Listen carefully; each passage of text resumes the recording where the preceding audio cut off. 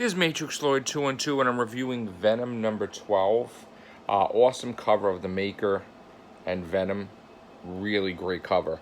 Okay, so basically, Carl is not Eddie Brock's uncle. He is his father. And it turns out that when his wife, she unexpectedly had a baby, she gave it to Carl to raise, thinking that Eddie's a monster and Venom's a monster, not realizing that Eddie is who he was because he was beaten by his father and ruined. Like, his life was ruined. So this guy winds up hitting Dylan. He's raising Dylan. He's hitting Dylan. It's like a whole bunch of stuff going on. And, you know, Maker has like Eddie Brock, and he's trying to like see what's going on with him and what's causing him to, you know, be sick or whatever. All this stuff. He's examining him. I don't know what his ulterior motive is. He is a villain, but I don't know if in this case he's being a villain. It's kind of weird. It turns out that Eddie Brock tells him to put the Sonics up, like, because he wants to get the symbiote off him. And Maker's listening to him, so obviously they have a connection there. And the symbiote, like the thing is an explosion, the thing gets messed up. I guess Maker is taken out, like knocked out or something. The symbiote bonds with Eddie and is basically Venom, but controlling the body of Eddie, and goes to save Eddie's son Dylan from Carl. Carl has him in the car. He's hit him and stuff, and basically Venom's telling him, like, you know, this is done. He sticks the symbiote things in his head, and then he puts Carl in this mindscape between Venom and him, and he tells him that, you know, you're not gonna hurt the kid anymore, blah blah blah.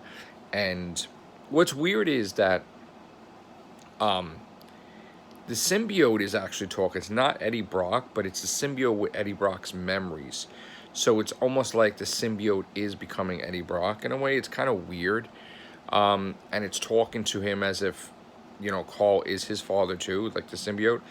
And he says, you're going to be alone forever. I don't want you to be bothered with Dylan. I don't want you to go near him. I'm not going to kill you. But the symbiote dumps him somewhere in, like, the desert or something. I don't know where the hell he is. But the symbiote saves Dylan, and then he's like, you know, gonna leave him in this place. And then the symbiote saying he's trying to be a better person, and then all of a sudden, like, Eddie Brock is, you know, the symbiote, like, you know, goes off Eddie Brock and leaves. The symbiote leaves Eddie Brock, and Eddie Brock is like, you know, coming to, and he's like, okay, I remember what's happening. And Dylan's like, where'd the symbiote go? And like, where'd it go?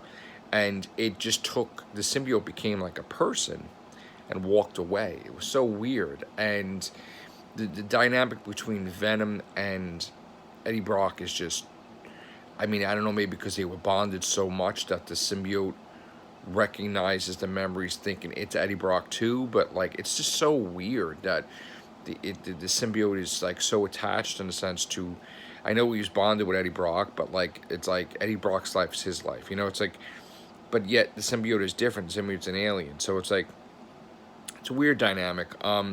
Excellent book though, excellent cover. I think this is one of my favorite covers of Venom with the Maker, and I want to see what's going on with the Maker. I'm kind of jumping into this because I started with issue 11. I probably should have started before that. I had them. Gotta find out where I put those issues. So I'm probably gonna go back later on and review those. I know it's out of order, but so we got 11. This is 12. Great book though. Donny Cates is really knocking it out of the park. I like the fact that the symbiote was creating false memories and lying to Eddie Brock because it was always afraid that Eddie Brock was going to leave.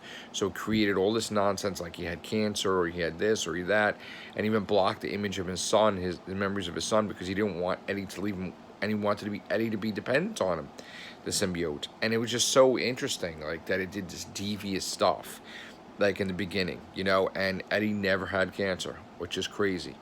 All right, guys, so that's it. Great review. I mean, the book is excellent. And I'm doing this because Absolute Carnage is coming out today, so trying to build this up. All right, guys, have a great day. Take care. Bye for now.